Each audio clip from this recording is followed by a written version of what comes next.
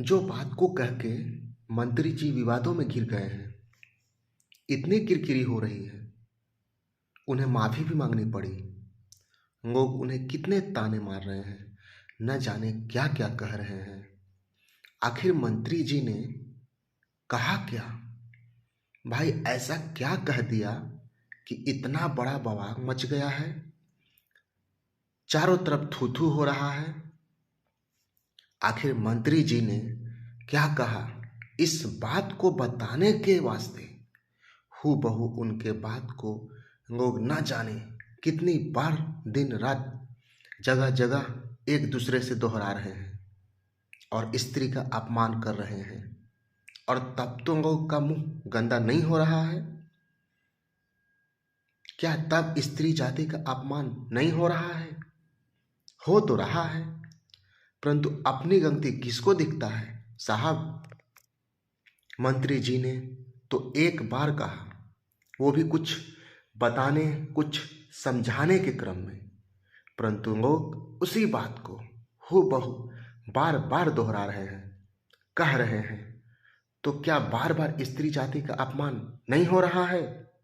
मंत्री जी ने शिक्षा का फायदा हुआ है ये बताने के वास्ते ऐसा कहा। और बाकी लोग क्या कर रहे हैं? बाकी इंसान मंत्री जी ने क्या कहा उस बात को बताने के लिए कह रहे हैं, और तब भी तो स्त्री का अपमान हो रहा है कि नहीं? स्वयं विचार करें। खैर, लोगों का काम ही है कहना, तो कुछ न कुछ तो कहेंगे ही। और आज तक इस धरती पर कौन किसको समझा सका है? सब तो अपने ही हिसाब से समझते हैं, और ये भी भिन्नता के कारण है। प्रकृति में ऐसा है कि सब एक दूसरे से भिन्न है। इस संसार में कोई भी चीज समान नहीं है। तनिक न तनिक, थोड़ा न थोड़ा भेद तो जरूर है। तो फिर समझ का भेद तो होना स्वाभाविक ही प्रतीत होता है ना। तो सब समझ का भेद है। समझ से इंसान अपना समझ पैदा करता है, अपने हिसाब से समझता है, और उसी समझ के कारण किसी की बात अच्छी हो जाती है, किसी की बात बुरी हो जाती है। स्वयं विचार करें।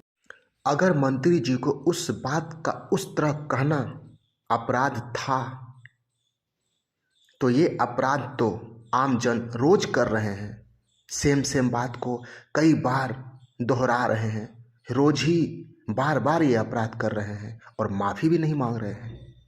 जरा सोचें, विचार करें।